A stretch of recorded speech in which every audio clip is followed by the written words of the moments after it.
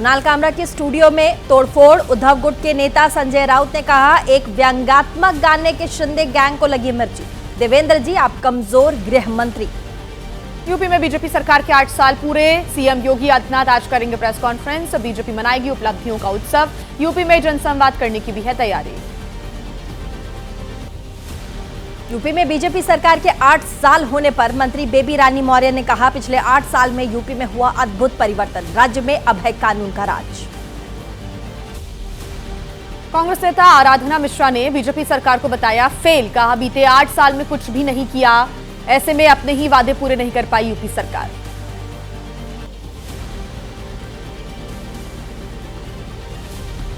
तो वहीं यूपी के सीएम योगी ने की है समीक्षा बैठक। जनपदीय विकास उत्सव को लेकर के निर्देश दिए। कहा, बीते 8 साल में राज्य में सौहार्दपूर्ण माहौल में मनाए गए त्योहार बनाए रखें, यही क्रम। बीजेपी की सहयोगी दल एसबी-एसपी के विधायक दूधराम योगी का योगी सरकार पर निशाना। कहा, लूट, बेरोजगारी और बढ़ाए भ्रष्टाचार। बीजेपी विधायकों में भी सरकार के प्रति भारी गुस्सा है। यूपी के सीएम योगी का बयान, जो नहीं कर सकता हमारे महापुरुषों का सम्मान, उसके लिए नहीं होनी चाहिए भारत में जगह। आक्रांता कभी नहीं हो सकते भारतीय लोगों के आदर्श। सीएम योगी के बयान पर कांग्रेस प्रवक्ता अमित तिवारी ने कहा, उन्माद फैलाने वाली ही योगी जी की भाषा है। उनके पास धार्मिक उन्माद के अलावा कोई एजेंडा नहीं है। राणा सांगा से जुड़े विवाद पर बोले कांग्रेस नेता तरुण पटेल, अगर बाबर के वंशज देशद्रोही तो राणा सांगा को मानने वाले बड़ा देशद्रोही। बाबर को राणा सांगा ने बुलाया। राणा सांगा को एसपी सांसद वीरेंद्र सिंह ने बताया बहादुर योद्धा। कहा, अखिलेश ने रामजी लाल सुमन को दिया सुझाव, अतीत की घटनाओं पर ध्यान देने से बचे। रामजी लाल सुमन के बयान पर बोले केंद्रीय मंत्री गजेंद्र सिंह शेखावत, अल्पबुद्धि के लोगों को भारतीय इतिहास परंपरा का ज्ञान नहीं। समाजवादी पार्टी सांसद माफी मांगे। राणा सांगा पर एसपी सांसद के बयान को राजस्थान की डेप्यूटी सीएम दिया कुमारी ने बताया गलत। कहा, उन्हें नहीं है कोई जानकारी। राणा सांगा ने मातृभूमि की रक्षा के लिए युद्ध लड़े हैं। रामजी लाल सुमन के बयान का विरोध। यूपी के कासगंज में अखिल भारतीय क्षत्रिय महासभा ने किया प्रदर्शन। एसपी सांसद की सदस्यता रद्द करने की मांग। राणा सांगा और छत्रपति शिवाजी महाराज पर एक और बयान। मौलाना साजिद रशीदी ने कहा, भारत में बाबर को लाए राणा सांगा, छत्रपति शिवाजी की उपलब्धि बहुत बड़ी नहीं। मौलाना रशीदी के बयान पर शिवसेना उद्धव गुट के नेता आनंद दुबे ने कहा, मौलाना को पता ही नहीं राणा सांगा ने कैसे जीता बाबर से युद्ध, संभाजी ने कैसे झेली यातनाएं, पर नहीं कबूला इस्लाम। और आइए अब 8 सेकंड न्यूज में आपको दिखा देते हैं बिहार की राजनीति की बड़ी खबरें। राष्ट्रीय जनता दल की इफ्तार पार्टी आज लालू यादव के आमंत्रण पर अब्दुल बरी सिद्दीकी के घर ये पार्टी होगी। मुस्लिम संगठनों के प्रतिनिधियों को भी न्योता भेजा गया है। पटना में आज केंद्रीय मंत्री चिराग पासवान देंगे इफ्तार। लोक जनशक्ति पार्टी रामविलास अध्यक्ष चिराग ने भेजा न्योता। शाम 6 बजे पटना में इफ्तार पार्टी होगी। नीतीश की पार्टी में तकरीबन 350 रोजेदारों ने किया इफ्तार। सम्राट चौधरी, नंदकिशोर, चिराग हुए शामिल। वहीं सियासी एंट्री की चर्चाओं के बीच नहीं दिखे निशांत कुमार। नीतीश के इफ्तार का कई मुस्लिम संगठनों ने बहिष्कार कर दिया था। जेडीयू कोटे से बिहार में मंत्री जमा खान ने कहा, बहिष्कार का कोई मतलब नहीं, ये विपक्ष की साजिश है। बिहार विधानसभा में आज भी हंगामे के आसार रहेंगे। राष्ट्रगान के अपमान मामले में सीएम नीतीश को घेरेगा महागठबंधन। विधानसभा परिसर में भी विपक्ष करेगा प्रदर्शन। बिहार में राष्ट्रीय जनता दल की सरकार बनने का दावा। आरजेडी सुप्रीमो लालू यादव ने कहा, तेजस्वी के नेतृत्व में सरकार बनने से कोई रोक नहीं सकता। आरएलजेपी नेता पशुपति पारस ने बिहार की कानून व्यवस्था पर उठाए कई सवाल। कहा, चरम पर अपराध क्योंकि सीएम नीतीश खुद है बीमार। लोगों से अपील, नई पार्टी को दीजिए मौका। बिहार के सीएम नीतीश के स्वास्थ्य से जुड़े सवाल पर बोले कांग्रेस नेता पवन खेड़ा। कहा, नीतीश से ज्यादा हमें बिहार की चिंताएं हैं। ऐसे नेतृत्व में राज्य कितना होगा सुरक्षित। और चलिए आप देखिए देश से जुड़ी तमाम अहम खबरें। आज दिल्ली विधानसभा का बजट सत्र शुरू हो रहा है। 25 मार्च को पेश होगा बजट। वादे पूरा नहीं करने को लेकर बीजेपी सरकार को घेरेगी आम आदमी पार्टी। यूपी के विधायक नंदकिशोर गुर्जर को बीजेपी ने बताया कारण बताओ नोटिस। वहीं सार्वजनिक जगहों पर सरकार की आलोचना पर मांगा है जवाब, 7 दिन का समय दिया।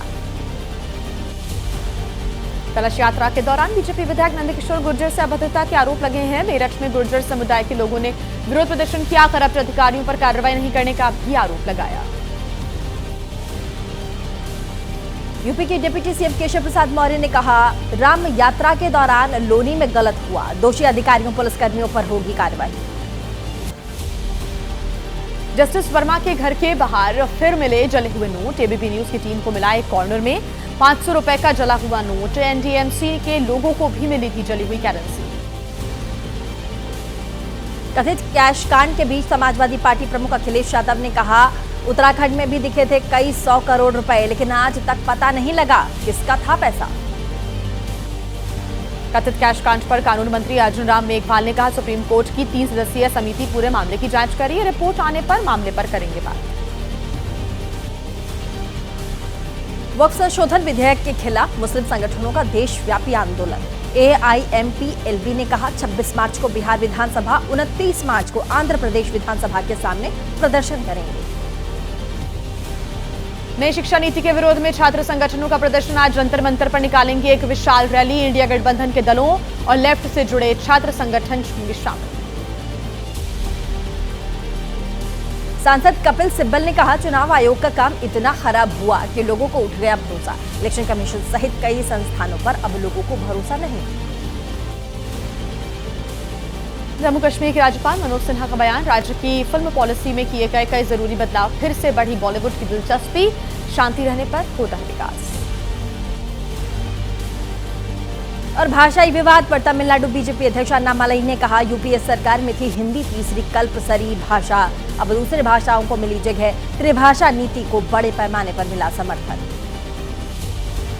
वक्फ संशोधन बिल के खिलाफ एआईएमपीएलबी करेगा देशव्यापी प्रदर्शन। कांग्रेस सांसद इमरान मसूद ने कहा, जेपीसी में हमने सब कुछ देखा, हमारे धार्मिक संस्थानों को नष्ट करने की भी यहां पर कोशिश हो रही है। जम्मू कश्मीर के कठुआ में आतंकियों की तलाश के लिए सर्च ऑपरेशन। जंगल में 5 आतंकियों के छिपे होने की सूचना, सुरक्षा बलों ने पूरे इलाके को घेरा। कठुआ में जंगल में लकड़ी लेने गए दंपति को आतंकियों ने बंधक बना लिया था। किसी तरह जान बचाकर घर पहुंचे दंपति, सुरक्षा बलों को दी आतंकियों की जानकारी। बहराइच में नेपाल सीमा पर कोरियाई महिला गिरफ्तार, अवैध तरीके से भारत में एंट्री, नेपाल के रास्ते भारत में घुसपैठ। एसएसबी और पुलिस ने रुपईडीहा बॉर्डर से गिरफ्तार किया। पंजाब पुलिस ने किया सीमा पार से संचालित ड्रग कार्टेल का खुलासा, महिला सरगना समेत 4 गिरफ्तार हुए हैं, 5 किलो हेरोइन भी जब्त। छत्तीसगढ़ के बीजापुर में आईईडी ब्लास्ट, नक्सलियों ने सुरक्षा कर्मियों को ले जा रहे वाहनों को बनाया निशाना, 2 जवान घायल। नागपुर पुलिस ने शहर के महल बाजार क्षेत्र में निकाला flag march. Police commissioner Ravinder Singhal ने कहा, फिलहाल हालात सामान्य हैं, हिंसा मामले में अब तक 13 एफआईआर हो चुकी है दर्ज। इंडियाज गॉट टैलेंट शो में विवादित बयान का मामला, महाराष्ट्र साइबर सेल ने यूट्यूबर कॉमेडियन समय रैना को आज पूछताछ के लिए फिर से बुलाया है। राहुल गांधी की दोहरी नागरिकता के आरोप से जुड़ा मामला, इलाहाबाद हाईकोर्ट की लखनऊ बेंच में केंद्र सरकार आज पेश करेगी ब्यौरा। याचिकाकर्ता ने कहा, राहुल भारत के साथ ब्रिटेन के भी नागरिक हैं। आईआरसीटीसी करप्शन मामले में राउज एवेन्यू कोर्ट में आज सुनवाई, आरोपियों के खिलाफ आरोप तय करने के मामले में सुनवाई। सीबीआई ने चार्जशीट में लालू प्रसाद, तेजस्वी समेत कई लोगों को आरोपी बनाया है।